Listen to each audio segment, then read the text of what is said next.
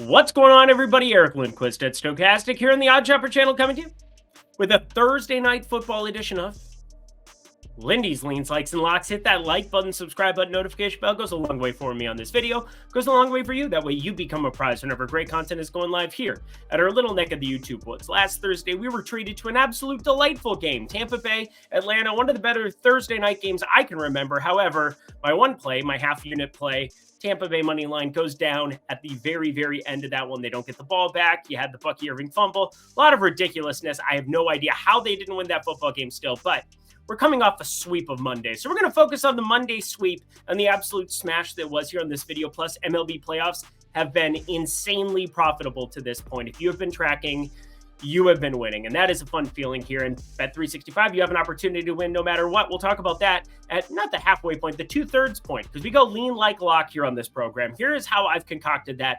Lean, that's something I'm thinking about betting. It's something that isn't on the card yet, but is definitely very live to still end up there, and that's where we'll talk about tails. Likes, those are generally around a half unit unless I specify otherwise, and a lock, that is generally around a full unit unless I specify otherwise. Now, you can get the exact unit allocations. You can get all of my bets, including, 8-0. I had 8 different props I ended up firing up on Monday. Just an absolute smash. But Lindy 5-0 to get 50% off of that at Tails. That is Tails by OddsShopper, 50% off for my daily picks, my premium Discord, everything. And if you use Lindy50 at the link below, $10 for your first week, $25 for your first month. Without further ado, though, friends, it is Thursday Night Football. Producer Jacob, hi, hello. Let's get to the picks.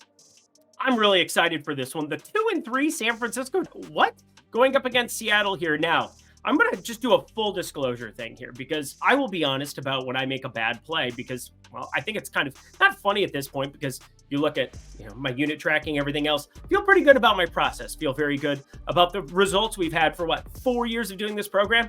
I'm pretty sure I would have been shut down by now if I wasn't very good at this. So I ended up betting Seattle +3. It was at -102. And I took the bait, hook, line, sinker. I'm praying to God that this falls down to 2.5. I thought with some of the injuries that we had on the San Francisco defensive side of the ball, or, Ward, I don't know why I can't say his name right off the bat. Can I just read it off the page? That'll make my life better. Charvarius Ward, because I never can say Charvarius without seeing it. Charvarius Ward, he's going to be fine for this one. It sounds like maybe not playing 100%, but still going to be active for this one on DK Metcalf, and that doesn't feel good. And San Francisco has still played really good ball despite terrible fourth quarters against the likes of Arizona. A couple of other games where they've just kind of had 90+% win probabilities and lost outright in 2 of them. That's why they're 2-3, and that's why they are on the struggle bus here. But Seattle, they're now pulling 3.5 here if you haven't pulled the trigger on it yet. However, I'm going to breed a little bit of caution. The whole reason that I pulled the trigger on the +3 was that I thought it was going to drop to 2.5 for San Francisco, and I would be able to just hammer that side of things. Now, why do I do that? Well, you can Google this if you really want to, or you could just listen to me for 2 seconds. Seattle +3 combined with San Francisco -2.5 would be a very powerful equation if you're able to have that inside of the -110 on both sides of it. You're basically playing vig free when you can do that if you have one side of it that you favor and you hit for a lot more. Now, specifically that 2.5 is what you're keying in on because that one's not going to push. That one's going to be a winner or a loser in any capacity, but that 3 ends up being a push. And you have those extra outs on the Seattle side where, again, you can play it vig free. It lands on 3 and you have a huge key number covered. And there's a lot of professional bettors that will talk about that in depth and do a better job of explaining it than I am. But truly, when I model it out and I look at it in terms of graphing out how I thought this line would move coming into Thursday, I thought we would be seeing -2.5 potentially. So if you're looking to play on this game, we'll have a total down here, so don't you worry. But Seattle +3.5, I think that is the right side of this one to be on. But I'm going to throw a little bit of caution out there because my intention was to try to jump on to San Francisco 2.5, -2.5, laying the 2.5 at some point in time. But anywho, let's get into the nitty gritty of this football game here. And this is where we're going to spend most of our time here. How are we going to go about analyzing a San Francisco offense that truly has had an unbelievable quarterback in Brock Purdy. Brock Bowers has been pretty incredible too. But my Iowa State brethren, go State, of course. Good luck, Iowa. hate them so much. But anywho, we're definitely looking at a Brock Purdy version that is just playing at the top of his game. And you go through some of the PFF grading for him and, well, this offense in general, they're second overall. They're second in defense, too. Strength of schedule has been easy for San Francisco. And I repeat, they're somehow 2-3 because they've played dumb football. You know, for as sharp as Shanahan is, it's been brutality. But passer rating, when it's clean, 99 there for Brock Purdy. Under pressure, 87. We're talking about some of the best numbers out of anybody in the NFL. And Geno Smith on the other side, he's been no slouch himself. We've seen him out there gunning, guns blazing, finding ways to be successful and getting DK Metcalf really involved. And this is something that's been lacking in years past. There's been inconsistency in the target share for DK Metcalf, and it's kind of existing so far early on. We've had 14 and 12 in 2 of the last 4 games for DK Metcalf in terms of targets. We've also had 6 and 7. Only 7 targets last week, only 55 yards going up against the Giants, and in a game that they were trailing most of the way. It was a very strange phenomenon. Part of that is some of the success they're finding with Kenneth Walker. And I'll get to that in a second. But the last thing I wanted to talk about from a prop perspective, I feel like DK DFS, if you don't follow him, he is in the Tails Discord. He has an opportunity, or he's going to make you money. That I know for sure. My friend Danny, he has that opportunity for you. So if you check out Tails, you can tail him for sure. But he always does these threads of what you need to know about prop betting for NBA for the slate coming up, or the WNBA, or the NFL. He does a great job with some of those. And I feel like that's kind of what I do in this like section, because there's a lot of things that I'm staring down betting right now. George Kittle, that's going to be a strong pick and play for the people. Under 4.5 receptions. That's something I entertained. I looked at Jordan Mason, but he's been bet up from 79.5 rushing yards to 84.5 almost everywhere in the industry right now. I find that to be a little bit more efficient than what I would want here. They are road dogs. They're going into a hostile environment, but Seattle should be able to stop the run to some extent based off of what we've seen early on this season. I don't think they're going to be as successful against the pass as what we've seen early on for them season. 183 yards per game in 5 games. That is a low number. They've been more volatile on the ground, 128 yards allowed. But as I work through some of the strength of schedule stuff, again, San Francisco, only a 30th out of 32 teams strength of schedule adjusted in my modeling and in PFF's grading. So I'm going to say that's got me a little bit off of it. So in the prop department, the one guy that I'm really keying in on and I really like for this spot is Kenneth Walker. We saw no rushing involvement for him, only 5 rushing attempts, but Seattle, they're throwing the ball nearly 70% of the time. That part of that is Jackson Smith-Njigba, Tyler Lockett, very strong wide receiver 2s and 3s. Noah Fant being a little bit more involved this season than in years prior. And Kenneth Walker, from the passing game perspective, how about these numbers? He's got 13 catches through just 3 games. He was out for weeks 2 and 3. Zach Charbonnet took over the backfield in its entirety. But Kenneth Walker is basically taking it over right back. We're talking 16 targets, 13 catches for him, and a robust 7.6 yards per reception in those. I find Kenneth Walker to be really lowly listed at 19.5 receiving yards. Now, this bounced around. I got it at 18.5. It's currently sitting at 19.5. There's also some 20.5s, and I'm just fine with all of those. But it's kind of basic math when you think about it. If he catches 4 balls, 7 yards a pop, which is kind of like, I think, going to be just the median type number for each one of those.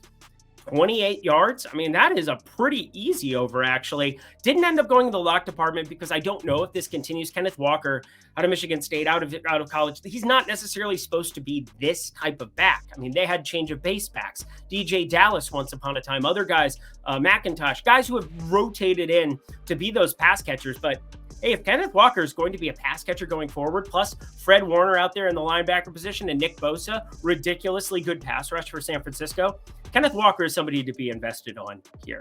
Something else to be invested on is Bet365. Bet365, damn good find. $5 to you one more time. Get 200. Get low. It's beautiful. $200 in bonus bets. 21 and over, 18 and over in Kentucky. If you have a gambling problem, please call 1-800-GAMBLER. But so many places where you can sign up, that being Bangarang, a couple of spots: Colorado, Louisiana, Virginia, Kentucky, New Jersey, Arizona, Ohio, Iowa, Indiana, Pennsylvania, and North Carolina. Come on and raise up. Take your shirt off, twist it around your head, and spin it like a helicopter. To the lock we go. I see some people enjoy my rapping, so I have to lean into it once in a while. But we're going to lean into this, friends, because I look at some of the grading for San Francisco. Again, we're talking about a defense that is still very much effective. Now, How much we get out of Ward against Metcalf, I'm not sure. Warner being out there last week and playing, I mean, he played a lot of snaps right off the bat, so I was happy to see his health coming into that one, considering he's the #1 graded linebacker in football the last 2 years, actually second in 2023. Look at that, I'm a liar. But Fred Warner ended up playing a grand total of 58 snaps there. So good to see from him. His question a little bit in health, but his health a little bit in question. Look at that. We'll flip that. It's your firm a difference win yet. I brought that up the other day too. But we got San Francisco and Seattle in this one. I'm not sure San Francisco is as effective in the air or on the ground as what we've seen here at a couple of times. Now, Kenneth Walker was hyper efficient in that Detroit game, like insanely hyper efficient. 12 carries, 80 yards, 6.7 per carry, had the 3 touchdowns from a rushing perspective. We're obviously invested in his passing game involvement in this one because, again, I think that's going to continue with that pass rush of Bosa on the end. And who else you got? Givens, Floyd, Collins, number of different guys on that defensive front four. But I look at this lock, and I just don't see a ton of points in this one the way that other people do. I know you're going to see your anytime touchdowns posted on Twitter. You're going to get people who are saying, oh, jam DK Metcalf. I looked at 4.5 receptions over for Jackson Smith and Jigba. Talked about the under of 4.5 for George Kittle. Those might be more pick-em style plays, but only thing that I want to be betting at a book right now, other than the Kenneth Walker over 19.5 receiving yards, that is this total. Give me the under of 49.5. Once again, I think Seattle, despite the fact that they are in a very tough spot against Jordan Mason, who's been very serviceable running the football for the San Francisco 49ers outside of the one fumble that he's had at a very inopportune time. You've got a dinged up Kittle. He's still going to be out there. He's a baller. Ayuk, we saw what he's capable of. Jennings in the slot, and Deebo Samuel, who was very quiet last week. Don't really care. I think this is one where they might end up backing Jordan Mason a lot if they end up a score. And that's obviously a pretty likely outcome at 3.5 here. And if Seattle gets up, Kenneth Walker is going to get a lot more involved in just 5 rushing attempts that we had last time. I think both these teams are going to be happy to play to the score. And I don't think that breeds well for scoring. 49.5. I have nearly a full unit on this one here. So yeah, I'm happy to be firing the Kenneth Walker one a little bit closer to that 0.75 unit number. And this one going to be right around that as well. So pretty close to the same plates for me in terms of my grading for it, but under 49.5 gets a little bit of a leg up. Don't look for scoring up in Seattle. Wind blowing across the field. That's never fun. Downwind, into the wind, better for quarterbacks. Across, not as ideal. So under 49.5, let's lock it up. And that does it for another edition of Lindy's Leans, Likes, and Locks. You know what to do. Go to that comment section below. Let me know your favorite plays that exist here for Thursday night. If there are any other props, anything else that pops up for me, that will be posted in tails. 50% off if you use promo code Lindy50. That's $10. $10 for a week. 25 for a month to come kick it with me. And MLB playoffs, friends, it has been rocking. It has been rolling. The MLB round robin, the home run round robin, doesn't look like it's going to be successful today. The last one of the season, knew it was pretty thin, played it pretty darn light, so that's all right. But overall, we have gone winner after winner after winner over here in the MLB streets for the playoffs. I would love to have you come join me. Alrighty, y'all, let's get out of here. Until next week, well, until Sunday it is. So I'll be recording that on Friday. Have it available for you either Friday night or Saturday morning. Be on the lookout here on the OddsShopper channel. I'm Lindquist. Best of luck in the NFL streets for Thursday Night Football.